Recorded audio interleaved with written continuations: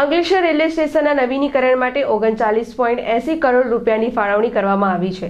ત્યારે પાર્કિંગ વ્યવસ્થા, ફૂટબ્રિજ સહિત વિવિધ સુવિધાઓથી સજ્જ બનનાર અંકલેશ્વર રેલવે સ્ટેશનના નવીનીકરણનું વડાપ્રધાન નરેન્દ્ર મોદીએ વર્ચ્યુઅલ માધ્યમથી ખાતમુહૂર્ત કર્યું હતું। અમૃત રેલવે સ્ટેશન યોજના હેઠળ વડોદરા ડિવિઝનમાં કુલ 16 રેલવે સ્ટેશનોનું નવીનીકરણ કરવામાં આવી રહ્યું છે।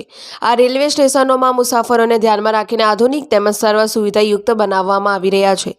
અંકલેશ્વર, કીમ, કોસંબા, સાયણ, ઉત્તરાણ, ગોધરા, કરમસદ તેમજ મહેમદાવાદ, ખેડા રોડ સ્ટેશનોના પુનઃ વિકાસ માટેની કામગીરી કરાશે। ત્યારે અંકલેશ્વર રેલવે સ્ટેશનના નવીનીકરણ માટે 39.80 કરોડ રૂપિયાની ફાળવણી કરવામાં આવી છે। ત્યારે વડાપ્રધાન નરેન્દ્ર મોદીના હસ્તે વર્ચ્યુઅલ માધ્યમથી લોકાર્પણ અને ખાતમુહૂર્ત કરવામાં આવ્યું હતું।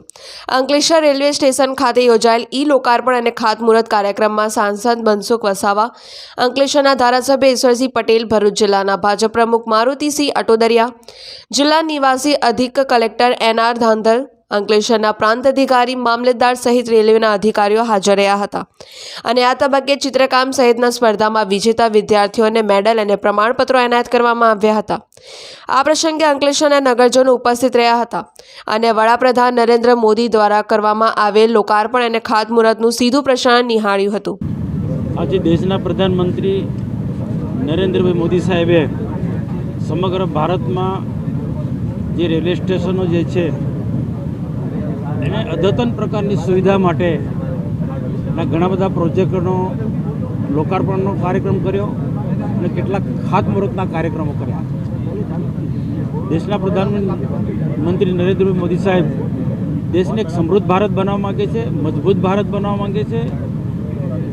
વિદેશો, અમેરિકા, જાપાન, જર્મની જેવા જે મજબૂત રાષ્ટ્રો છે એમની હરોળમાં તે દેશોની અંદર રાષ્ટ્રોની અંદર જે પ્રકારની સુવિધા છે, રોડ, રસ્તા, રેલવે, જે માળખાગત સુવિધા છે એવા જ પ્રકારની સુવિધા આપણા દેશમાં પણ તેઓ પ્રદાન કરી રહ્યા છે।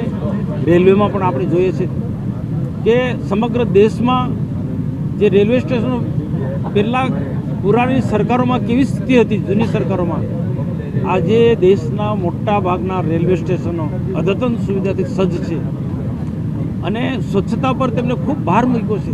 રેલવે સ્ટેશનો ખૂબ સુંદર, સ્વચ્છ અને ટ્રેનોમાં પણ તેટલી સ્વચ્છતા, પેસેન્જરોને અનુરૂપ, પેસેન્જરોને તમામ પ્રકારની સુવિધાઓ રેલવે સ્ટેશનો પર મળી રહે, ટ્રેનમાં મળી રહે, એ પ્રકારનો આજે ભારતની બધી જ રેલ સેવાઓ આમ જનતાને, પેસેન્જરોને પૂરેપૂરી આજે મળી રહી છે।